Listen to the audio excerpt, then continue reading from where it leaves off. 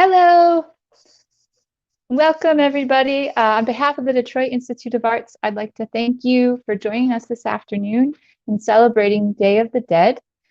We have an exciting afternoon for you with an in-depth look at our Ofrenda celebrating El Dia de Muertos special exhibition, which is on view now in the museum through next Sunday, November 8th. But you can also see it online. If you visit our website, dia.org/ofrendas2020, you can experience the entire exhibition online. And if you stick around with us for some of the later shows, you'll see an example of what that looks like. So if you haven't yet had a chance to come see the exhibition down at the DIA, you can please do come in person. We do everything we can to make it as safe as can be. But if you're not able to come in person, we do hope that you're able to utilize and find enjoyment from this online resource.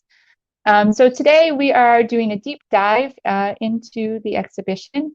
We'll be featuring in this segment, the noon segment, we'll be talking with our partners at the Mexican Consulate in Detroit to do an overview of the Day of the Dead. And then at 1 and 2 and 3 o'clock, we'll be hearing from all of the artists who have done the altars on display. So each segment we'll see 4 of the artists, and they'll talk about their pieces briefly, and then we'll look for a question and answer session. So this is all live. Right now, if you're watching from Facebook or YouTube, you can use the comments. And you can type in a comment, and our production team will be able to see it. And after just a little bit, it's a little bit of lag, so we'll be able to see those comments. And in the sessions with the artists, you'll be able to ask questions to the artists directly about their pieces or about the Day of the Dead in general. And our moderator will be able to field those questions to the artists, so you'll be able to hear their answers real time. So we hope you're able to stick with us through the rest of the afternoon, or at least through some of them. And we're very glad to have you here. And I'm very proud to introduce our partner. This is our 8th year doing the exhibition, and Ruben has been with us all the way. This is Ruben Mian Mayorga, and he is going to give a fantastic overview of the Day of the Dead. So Ruben, thank you. Thank you, Emily. Good morning, everyone. As Emily said, this is the 7th year in a row that we have been working together with the Detroit Institute of Arts. On behalf of the Consulate of Mexico in Detroit, I just want to express our gratitude for the museum to bring our traditions to the fingertips of the community of Detroit. And well, as Emily said, I'm going to give a very quick presentation, an overview about the Day of the Dead and its origins. So we can start with the slides. First of all, as you already know, the celebration in Spanish is Dia de Muertos. So please keep that in mind, okay? Next slide, please. Well, in Mexico, Dia de Muertos is a celebration that is dedicated to the dead ones, to our relatives, to our friends, and we celebrated it on November the 1st and November the 2nd. We believe that on November the 1st, the children that passed away, our relatives that died young, come to visit us. And on November the 2nd, the old ones come to spend some time with us. This is a tradition, is a celebration about honoring our loved ones who have already passed away. People remember their relatives and friends by visiting cemeteries and dedicating them ofrendas or altars at home. Your ofrendas tend to include the pictures of those who have already died that we really love, and we also include their favorite food. Yes, we really love our food, and this is a reason to come back from the kingdom of the dead. So next slide, please. Just a quick fact: the skeleton painted face and the skulls are not meant to be scary or to turn the Dia de Muertos celebration into a sinister situation. It's not Mexican Halloween, but in Mexico, we really celebrate Halloween too. We really have a lot of fun on October 31st. We costume ourselves, we go to Paris, and we have a lot of fun. But on the Dia de Muertos is more spiritual and more about love and remembering and honoring their lives or the people that we love. Okay, the idea is to remember our loved ones just the way they were before they died.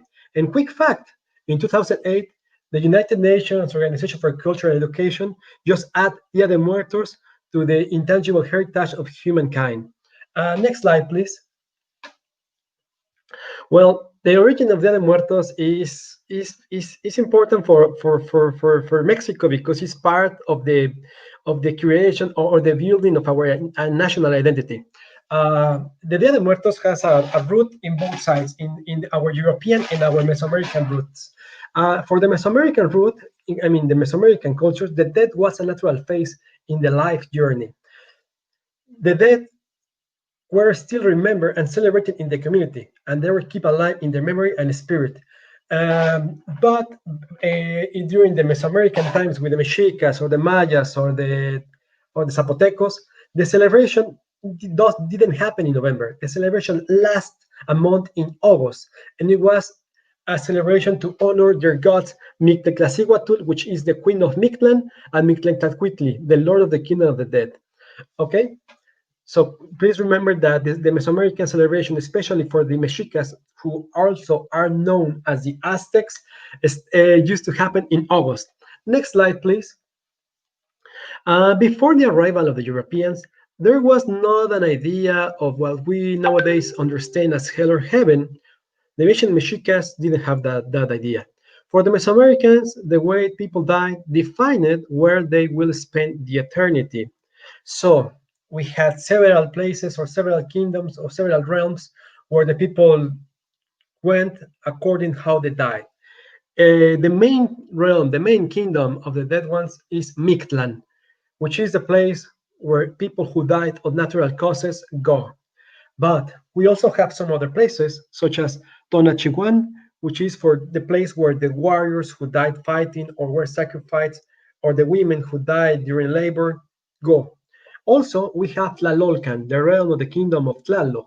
Tlaloc, as a quick fact, is the god of thunder and water and rain for most of the Mesoamerican peoples. So it would be like a kind of Mesoamerican Thor, just to have a quick relation with another cultures. So in Tlalolcan, Tlaloc's realm, the people who died for disease or they die drowned or they die because of something related to water, they go there. And we also have Tonacachahuitlan, which is the place for those children who never tried corn. I mean, what I'm trying to tell is this is the place where the children who die for a miscarriage were waiting for a second chance to live. Can we go to the next slide, please? But well, as you already know, in the 16th century, something happened. The Mesoamerican world faced the European world. So, with the arrivals of the Spaniards, a new religious institution and faith came to the continent, to the region. I mean, the Catholic Church arrived. So, with the purpose to convert the Asian Mexicans or the peoples of Mesoamerica to the new religion, the Spaniards mixed Christianity with some of the Mesoamerican beliefs and traditions. You know that we have like there was a big barrier in language. I mean, Spanish, Nahuatl, Maya, Tzotzil, Tzeltal, Zapoteco, many languages were at the same time in the 16th century. So they needed to use something more graphical representation instead of talking. So the Spaniards moved the Mexica original celebration that happened in August to November the 1st and the 2nd. They tried to match the celebration of the Day of the Dead with the Day of All the Saints. Can we go to the next slide, please? And well, other other consequence of that syncretism is the ofrenda, the altar, the reason that we are here today. Um, the altars are set to celebrate the opportunity to meet our loved ones who will be with us in spirit from November the 1st to November the 2nd. From pre-Hispanic times and all through Mexican history until today, food has played a very important part in the ritual. Pan de muerto, pan de muerto. is especially prepared for this celebration. What is pan de muerto? If you can see in the picture to the right, you can see some uh, sweet bread that Mexicans cook or bake for this special occasion. It represents the bones of a skeleton and the skull. You can see some of the large bones and the little ball in the center of the bread represents the skull. In these days, during this time, I mean, from the last days of October until the second week of November, you can find in every single bakery in Mexico pan de muerto, and you will love it. Pan de muerto is one of the cornerstones of the altars on the celebration. The other cornerstone of the ofrendas of the altars is the cempasúchil flower, which is known in English as marigold, which is cultivated especially for these festivities. It's believed that the marigold that will lead the spirits and the souls to the ofrenda. Can we go to the next one, please? Uh, Along Mexico, there are different types of altars. It will depend how orthodox or how heterodox the tradition is in each town. The more common are the two-level altars, the three-level, and the seven-level altars. Next one, please. The two-level altars. Nowadays, the two-level altars are the more common and popular. They represent the division between earth and heaven. And you can see one other thing that you always find in the ofrendas is the papel picado. All this colorful paper that is made by local artisans. They do an amazing handcraft work. Can we go to the next one, please? The three-level altars. These altar or these ofrendas represent heaven, earth, and purgatory. As you can see now, we have this idea of this Christian idea of hell and heaven and purgatory. So it's a clear example of how the traditions got mixed. No, the celebration to Mictlatecuhtli, which was a Mexica god and a Mexica celebration, got mixed with a Christian or Catholic belief.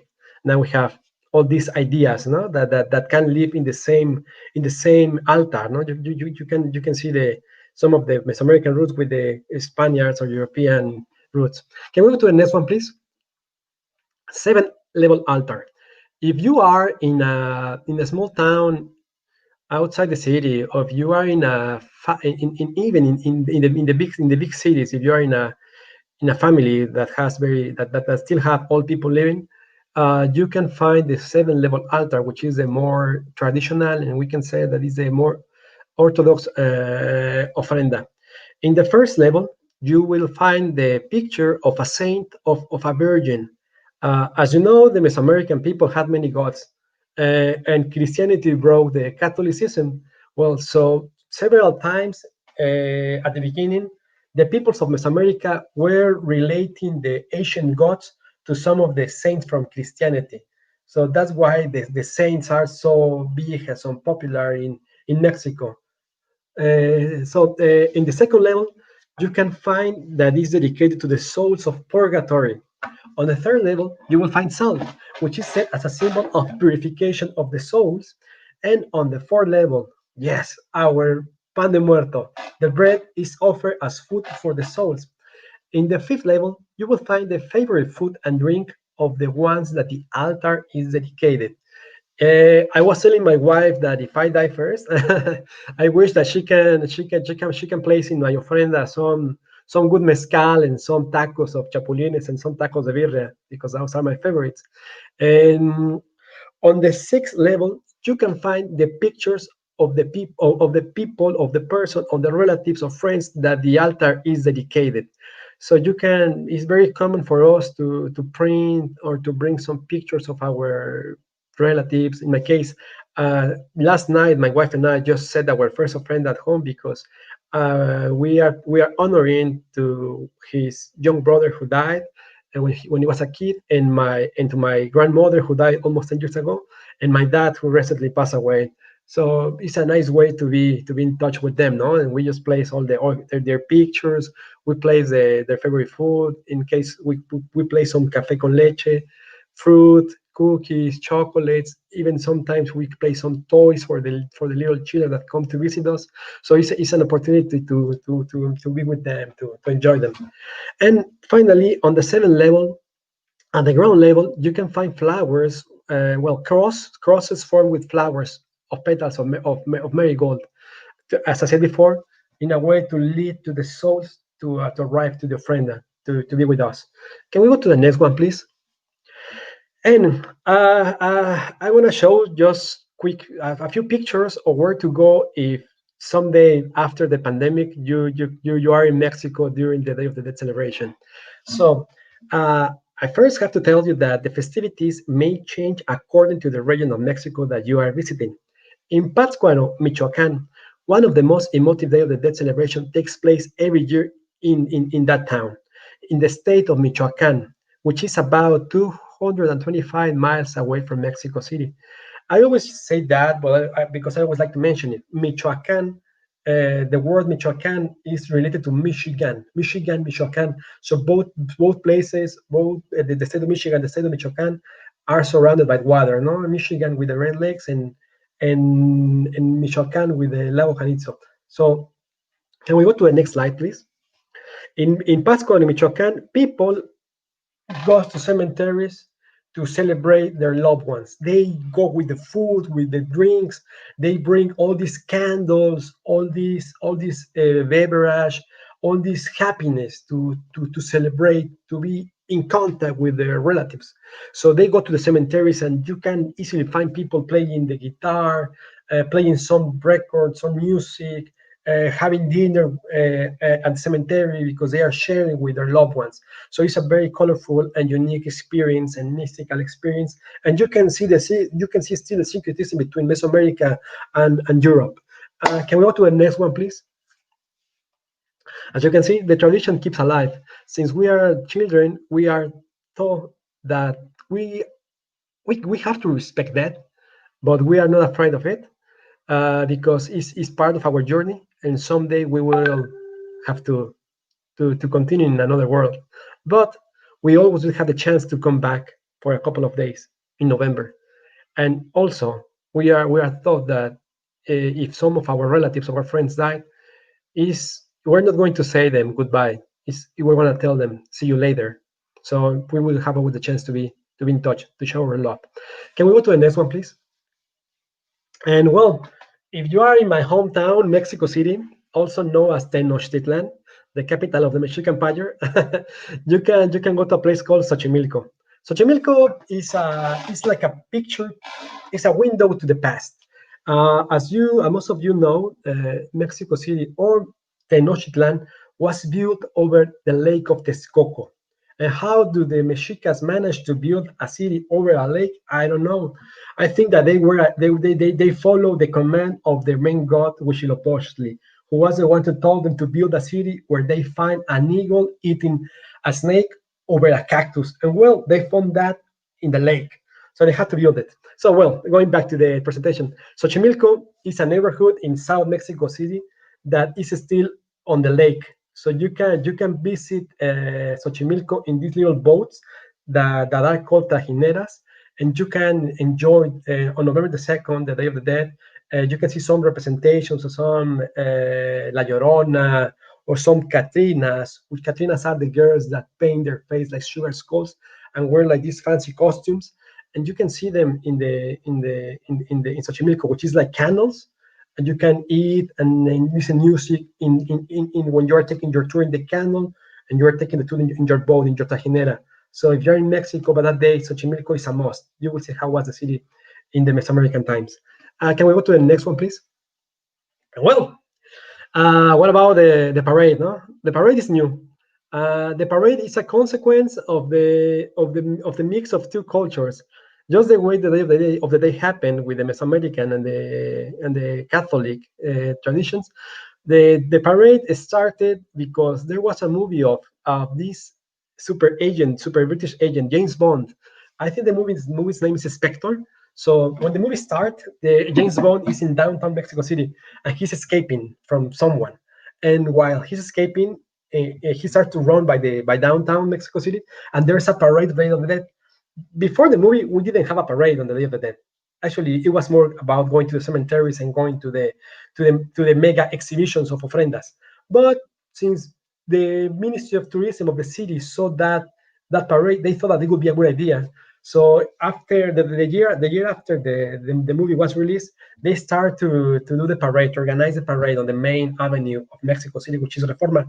It's like if there was a big parade on Champs Elysees in Paris or Oxford Street in London or Michigan Avenue in Detroit.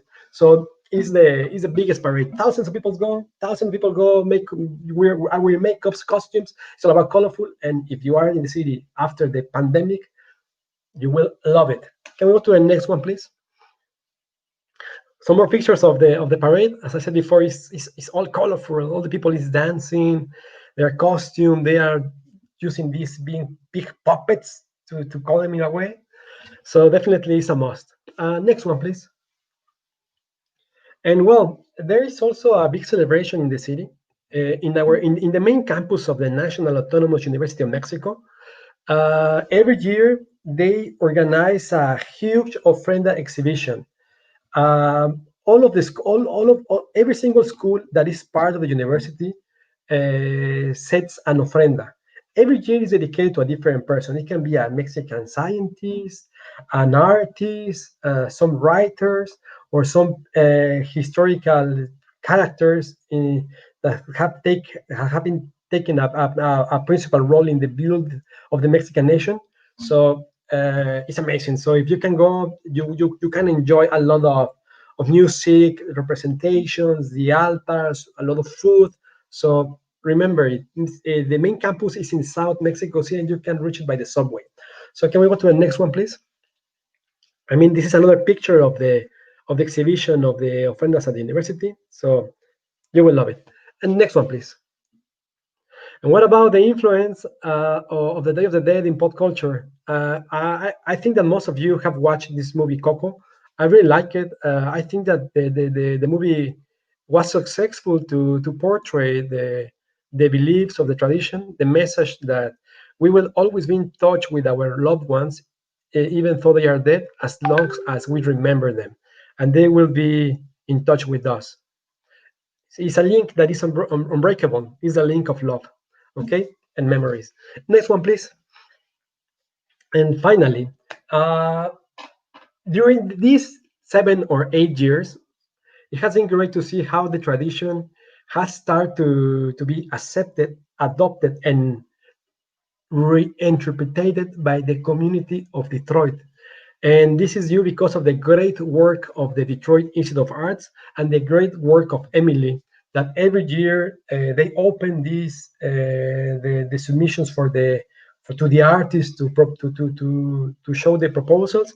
And every year is great to see how you can find examples of very traditional ofrendas at the DIA, but you can find also ofrendas that are created by Detroiters, local artists, that they bring their Detroit tradition, such as music like Motown or the motor industry, or all the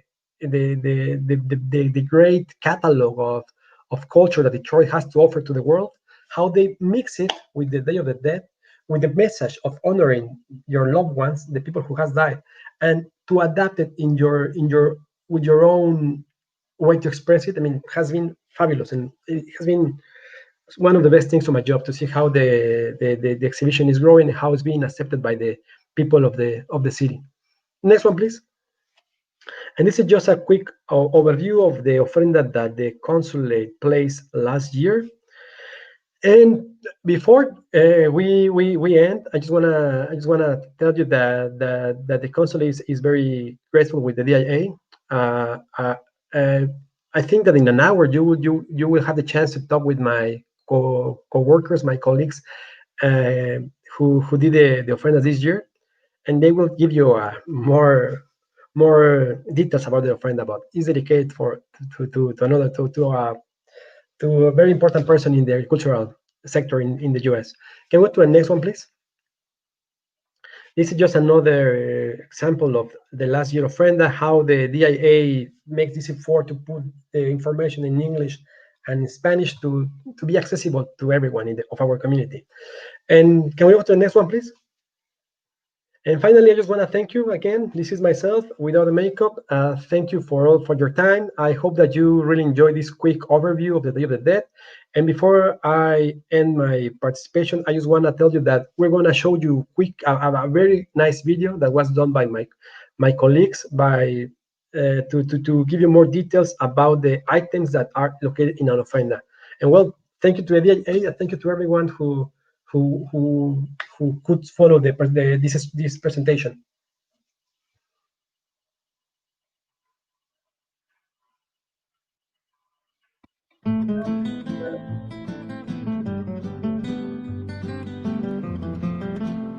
En este video les vamos a hablar sobre el significado del altar de Día de Muertos y sus elementos. El altar de Día de Muertos forma parte de una de las tradiciones culturales más importantes y representativas de México. Su finalidad es honrar la memoria de aquellos seres queridos que se nos adelantaron. La ofrenda o altar es colocado durante el Día de Muertos, que se celebra entre el 1 y el 2 de noviembre, días en que las almas de los difuntos visitan el mundo de los vivos. Los elementos que no pueden faltar en el altar de muertos y su significado. Arco de flores. El arco representa la puerta de entrada de los muertos al mundo de los vivos. Se caracteriza por estar decorado con flores de cempasúchil. Las flores de cempasúchil son de color amarillo y se caracterizan por el aroma que desprenden. Su color evoca al sol en la tradición azteca y su aroma guía a los muertos hasta la entrada del mundo de los vivos. Papel picado. El papel picado se utiliza para la decoración del altar y los colores más representativos son el amarillo, naranja y morado. Las velas. Las velas o cirios se emplean para representar el fuego. Esto con la finalidad de que los difuntos tengan iluminación y puedan reconocer el camino al mundo de los vivos. Agua. Se coloca un vaso o jarra con agua para que el difunto pueda saciar su sed después del viaje al mundo de los vivos. Comida. Los alimentos y el aserrín se colocan para representar la tierra. Se acostumbra a colocar semillas, frutos, pan de muerto, calaveras hechas de azúcar y aquellos alimentos y bebidas que les gustaban a los difuntos. Calaveritas. Las calaveritas y los esqueletos son imágenes que nos recuerdan que la muerte forma parte de la vida. Estas suelen ser regaladas entre amigos o familiares y en la frente se coloca el nombre de la persona que la recibe. Es una manera de ver la muerte como algo dulce y no extraño o ajeno a la vida. Incienso. Antiguamente se empleaba el copal. Actualmente se hace uso del incienso, que sirve para purificar el espacio y para que su olor atraiga a los difuntos hasta el altar a recibir sus ofrendas. El incienso se prende durante el momento de oración, para así unir lo celestial con lo terrenal. Sal. La sal es un símbolo para la purificación del alma de todas aquellas personas o niños que fallecieron antes de ser bautizados, así como para evitar la llegada de espíritus malignos. La sal puede ser colocada en vasos o en forma de cruz. Objetos religiosos. Esta festividad es el resultado de la mezcla de tradiciones prehispánicas y católicas. Por ello, se acostumbra a colocar objetos y figuras católicas, así como rosarios, imágenes de santos, imágenes de vírgenes y cruces. Otros elementos. También se acostumbra a colocar aquellos objetos que usaba el difunto o que le gustaban, como ropa, objetos personales o incluso hasta alcohol, como tequila o mezcal. Retratos. Se acostumbra a colocar una fotografía del difunto para representarlo. Es una práctica más reciente. Esperamos que hayan disfrutado de este video que el Consulado de México en Detroit preparó para ustedes, con la finalidad de que aprendan un poquito de esta importante tradición en México. ¡Feliz Día de Muertos!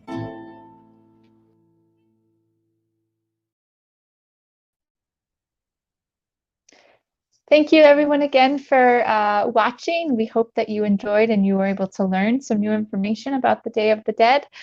There were a few questions that were asked in the comments that I'll try to get answered in the next programs at 1, 2, or 3 o'clock. So thank you for your comments and your participation. We hope that you're able to join us again to talk with the artists. And our first round will be at 1 o'clock.